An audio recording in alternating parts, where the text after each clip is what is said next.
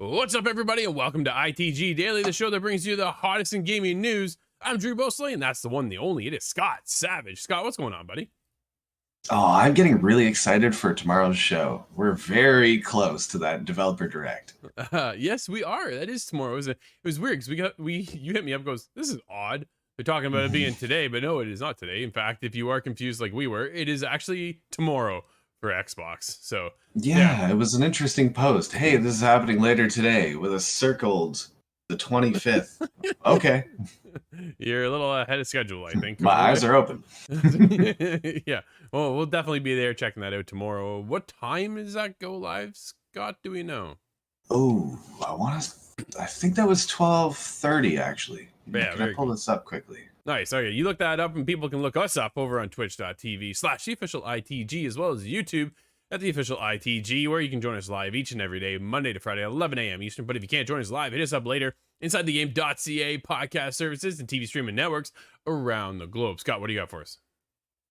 It is lost in our info. All right, coming up on today's show, let me know when you got it. Coming up on today's show, The Last of Us Part 1 absolutely skyrocketed thanks to the HBO series. Respawn's upcoming Star Wars title could be bringing multiplayer, and Cyberpunk's 2077's next DLC, and only DLC from what we hear, is the most expensive and the largest DLC that you'll ever get, even bigger than The Witcher 3. Yeah, that had some hefty DLC. Well, I feel like Rome was in for another game, but we can get into it. All right. That has me excited. And I seem to have lost that information, that screen grab that I had sent you. I have no idea how it got lost in the void. Brad hits us up over in Twitch, just like you can. He tells us it's 3 p.m. tomorrow. So there we go. Okay. Thanks, Brad. Dude, let's get into it. As The Last of Us Part 1 sales rise more than 230% in the UK after the TV show debut. I am not surprised. I'm in line. Yeah, this is Chris Scullion over at VGC. Sales of The Last of Us Part 1 rose dramatically in the UK following the airing of the first episode of its TV adaptation. According to the JFK UK boxed game sales figures, as published by GamesIndustry.biz, the PS5 remake saw a surge in sales, rising 238% week on week. Dude, that is massive. The spike brought the game back into the UK charts at number 20, while The Last of Us Remastered also returned at number 32 after seeing a similar surge of 322% sales week on week. JFK's figures are only based on physical game sales, so it's not yet known what impact the HBO series had on digital sales. Scott, I can only imagine what the digital sales size are like. I feel like that would be more considerable because, you might just watch it and go, okay, now, and just go hit that button on your console. Well, in this, so everybody went, why are they doing this? This is why they did the remake, right? Like, everybody's like, we don't need another remake. I'm like, you're getting another remake because the show is coming and it's based off of the first game. Dude, I wouldn't be surprised if we get a remake of Part 2 when we get Season 2. Like, I bet you they're working on it right now because you see such a sales spike. Dude, how many people watched The Witcher and then went and bought the Witcher series, right? That's precisely what I was thinking there. Do you think that's what inspired the remaster that's foretold? Yep, absolutely. This is one of the reasons, right? People are watching these series now. And then for those who look on just to watch the series and never played the game, here's your eye kind of opening moment of what we play on a daily basis or whatever we get into with these games. Dude, even if you have this game way back when, then you're watching the series, oh man, hey, you know what? I want to play the remastered version. Let me buy that. And this is why sales goes up 238%. Dude, Sony is not dumb. Sony is absolutely crushing it. We're on episode 2 now. No spoilers here, but it was fantastic. Just fantastic. Yeah, I cannot wait to watch that. That's something I'm going to have to fix tonight, perhaps tomorrow, but I'm going to end up watching that very shortly. And all I've seen is people just absolutely gushing about it and how it's true to the game, but somehow more impactful for some.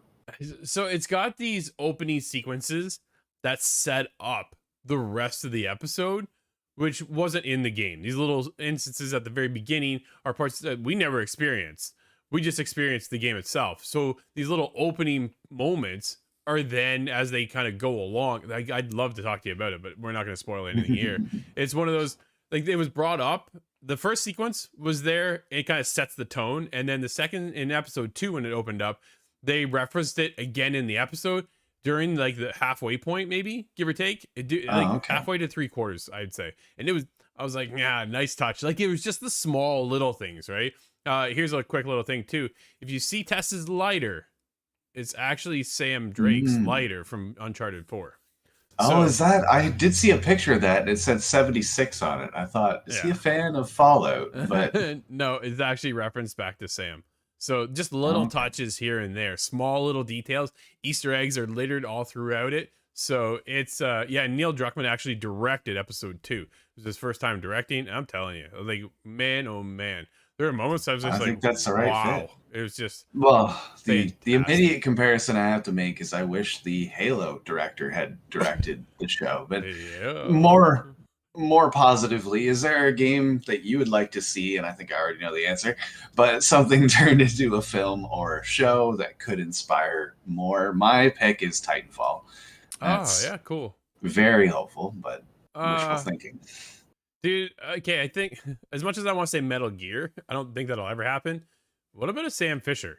Dude, I love stealth, Oh, right? What about Splinter Cell? We could get into a Splinter Cell series. I think it makes total sense. Spy espionage really gravitates to a lot of people when it comes to movies alone. So movies, mhm.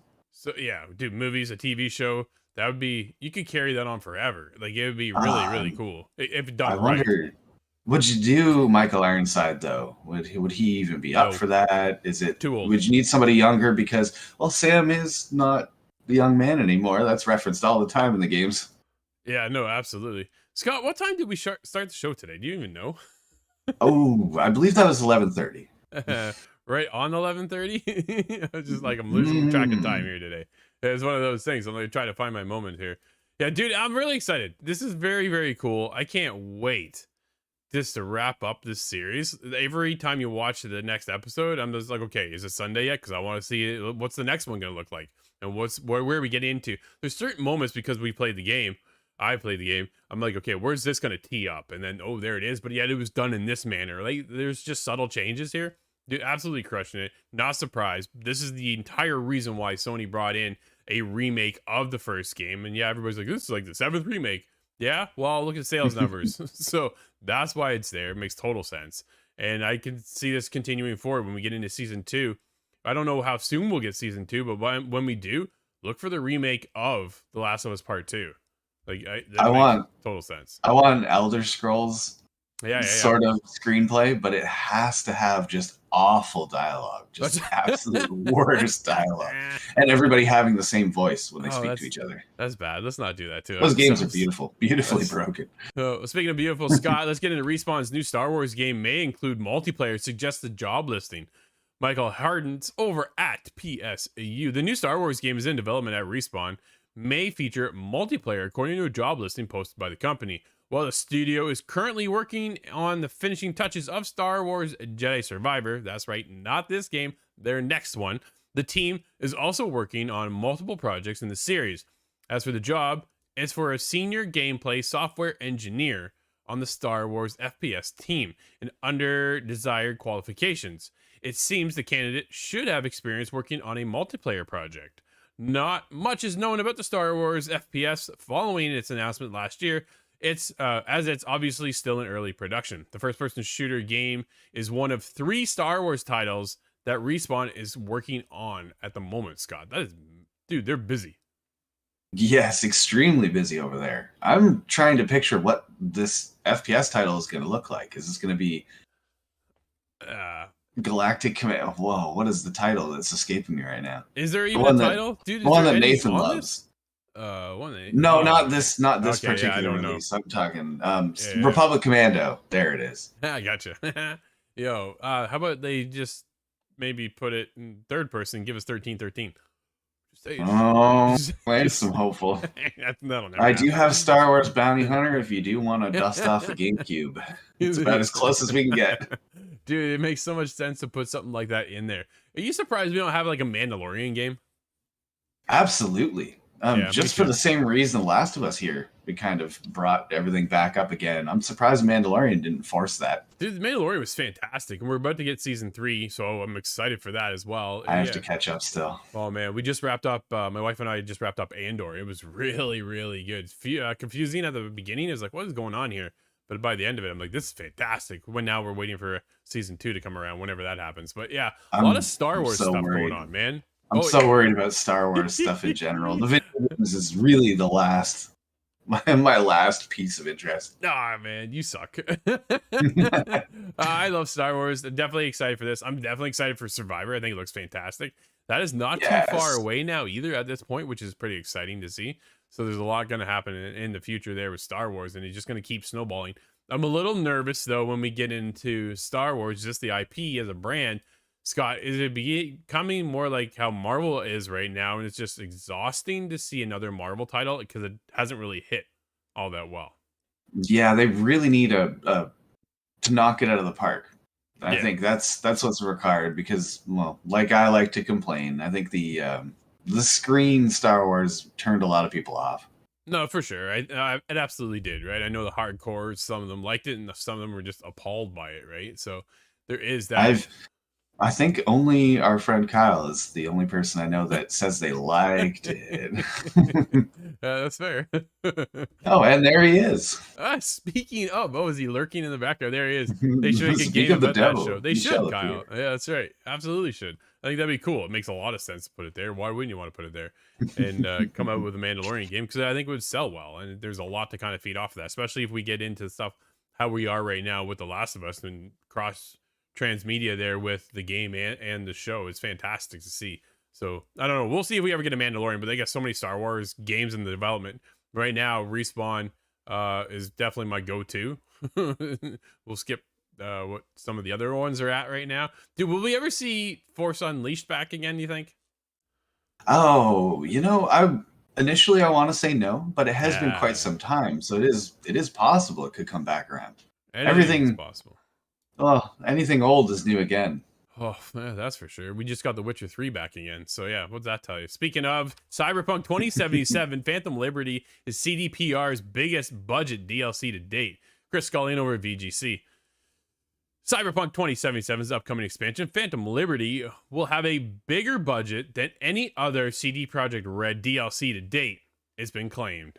In the article by Polish financial newspaper Parket, via WCC FTech, CD Projekt Investor Relations Manager, Marquette Bugadal, reportedly stated that the DLC would be the biggest in the studio's history in terms of budget. That's something to kind of go off of. Also reported claim the studio was comfortable with the current state of the expansion's development, unlike the launch of the game. Mhm. Right. But again, it's one of those, it's funny because the guys and I were talking last night. We missed you last night there, Scott. But as we were talking about the fact of a lot of these games now, we're considering even kind of doing a look back at coming back after years of, okay, hey, it launched in this state, but here we are 2 years out now. And this is where it's at, right? And they've done a lot to kind of fix things, turn things around. So, quote, we hope that the new adventures and characters will attract those who are already familiar with Cyberpunk and also encourage many new players to start playing playing Night City, he said. Phantom Liberty is a spy thriller expansion for Cyberpunk 2077 set in an all-new district of Night City. Dude, I'm down. That's the funny thing is I was like, all right, I'm intrigued. When they first announced it, I'm like, I think I'm out. I really kind of felt like I'm out. And then now I'm like, maybe I just might have to jump back in. I want to see what all the new changes are, what's new and exciting. And then if we're getting a spy thriller, I gotta go back and take a look, man. You I gonna check think it you out? have a soft spot for that. Right? Yeah, it is. It is. From what I've seen, you get the 007 kind of segments in games you seem to really enjoy. I love those. Speaking of 007, whatever happened to that project? That's from IO Interactive. They're working on it right now. I just haven't seen or heard anything about that in so long now. No, they're busy plugging away at that. But getting back to the expansion, is claimed that dude, we got some pretty big heavy hitters coming in to play parts of it as well. As previously announced, that Sasha Grey will also start in the DLC. She will voice Ash, a radio DJ on the in-game station 89.7 Growl FM. So, dude, very cool. We'll see what happens here. I know a lot of people were turned off, obviously, by the hindrance, and it was actually taken off the store if somehow you missed that news, right? And it was funny because we were just talking about how Skull and Bones just got taken off the PlayStation Store yesterday. Like, that was odd. Here's the second title now, right? You got Cyberpunk, originally taken off, now back on. And from what I hear, dude, it's getting good praise. A lot of people now are in more than ever playing Cyberpunk. So just how much do I have to invest to kind of get up to where I need to be, or where I should be if I would have continued to play, right? Like, my character would have been at a whole other level kind of thing. Yeah, that's kind of where I'm at because I jumped in. Was that update number 8, I believe it was, or version 8.0, and it was much, much better. And it was absolutely not what everybody was complaining about back in the day. No, so I was happy with that, but I have a lot of that game to catch up on. like you say. Yeah, there's a ton to catch up on. So I've are you going to discovered a jump in? bunch of. I am, because I've discovered a bunch of videos that describe different builds, so Yeah. I can get a katana and beat Genji basically in that game. Yeah, for Excellent. sure. It's exactly what I want. Very cool. Scott, let's get into the world of Mass Effect. Veteran Mac Walters leaves BioWare after 19 years. Todd Phillips over Eurogamer. Mac Walters, one of the architects of BioWare Mass Effect's franchise, has moved on from EA's famed RPG studio. Walters publicly confirmed his departure over the weekend after more than 19 years at the company, beginning as a writer on Jade Empire. There's a shout out. Walters took a seat. Whoa. Did you ever play that? No, but that name, it rings a bell. Okay, is that on the original Xbox? I want to say it was. I'm looking it up right now. Yep. Oh, you April know what? In my 12th, head, I'm thinking of 2005. Lost Odyssey. Ah, man. Okay. Yeah. No, Jade Empire way back when. It was on the original Xbox. I was like, man, I haven't heard that title in forever. Kyle, did you play that game? I'd like to know if you did play. Who played that game? That was a long time ago. But either way, Walters took a more senior role on the original Mass Effect before serving as lead writer for the trilogy's second and third installments. Quote, with a new year comes new adventures, end quote. Walter wrote on a post on LinkedIn, quote, as some of you already know, at the end of last year, I decided to leave BioWare. This past 19 years, wow, man, have been a life-changing experience to say the least, and it made the choice to go very difficult, end quote. During his time at BioWare, Walters also served as a stint as narrative director for the ill-fated Anthem. Ouch. Oh. Scott, that was sucks. Dude, as much as I loved Anthem, we all know how that one ended. Yeah. But we'll see. Nobody knows what he's up to next. I don't imagine he'll be going too far. I don't think he's going to retire anytime soon. But there's Kyle saying, yes, he did play Jade Empires. Nice. That is awesome to hear. Fantastic. Oh, Dude, 19 years in the business. I sure hope that would be life-setting rather than life-changing. I mean, that's a huge amount of time. No, for sure. Right? It's very, very cool. So we'll see what happens, where he heads off to next. A lot of people kind of leaving BioWare. Man, there's a lot of people moving around lately, and it's a little nerve-wracking to see where things are going. But I feel like this industry in general is like you throw the cards up in the air and kind of see what lands. yeah, no, a little bit for sure, right? What's landing right now, Scott, is that GTA Online PC exploit reportedly allows cheaters to remotely modify stats and corrupt accounts. This sucks. Just straight up. Like, why? Why are people doing this?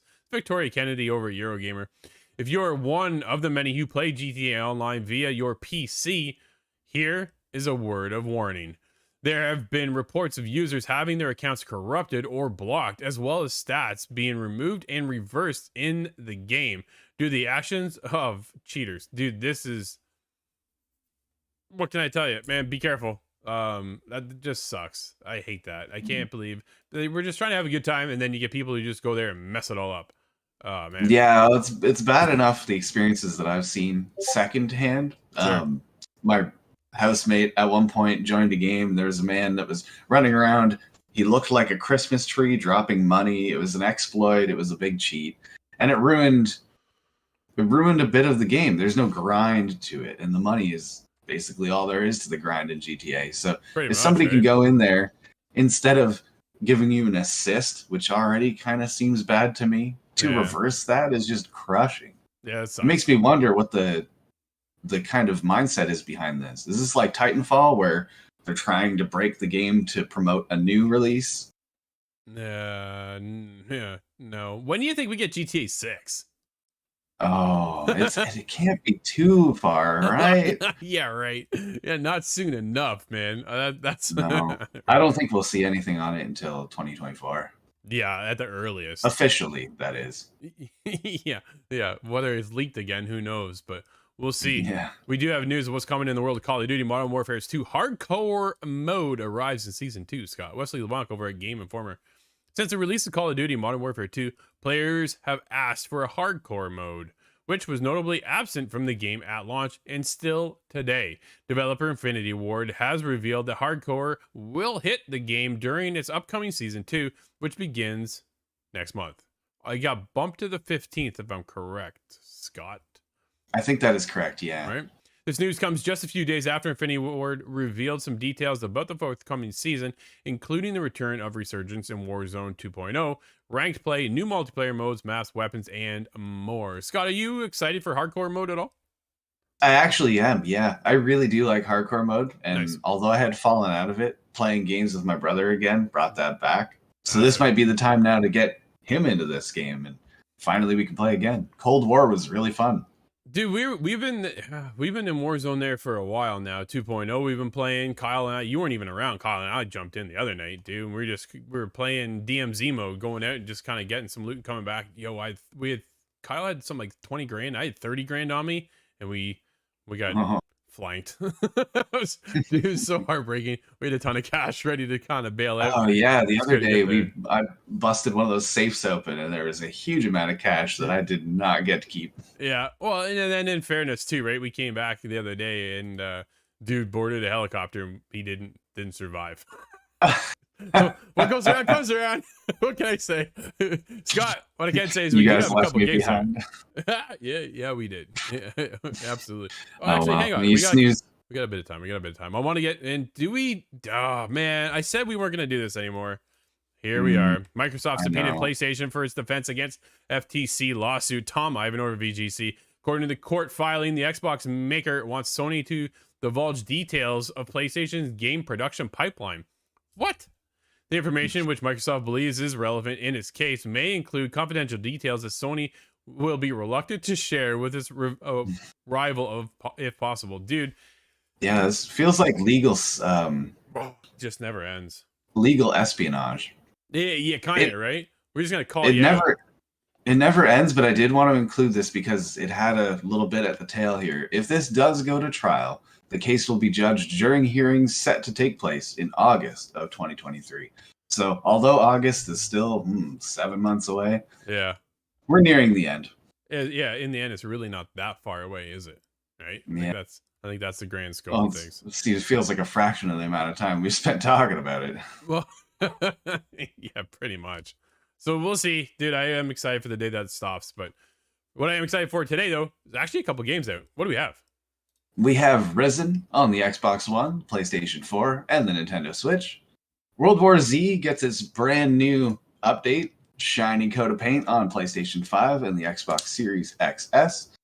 Warlander comes out onto PC systems, PlayStation 5, and Xbox Series consoles. And Mahou Kenshi, I believe I got that correct, is on PC. Forspoken is on PlayStation 5 and PC.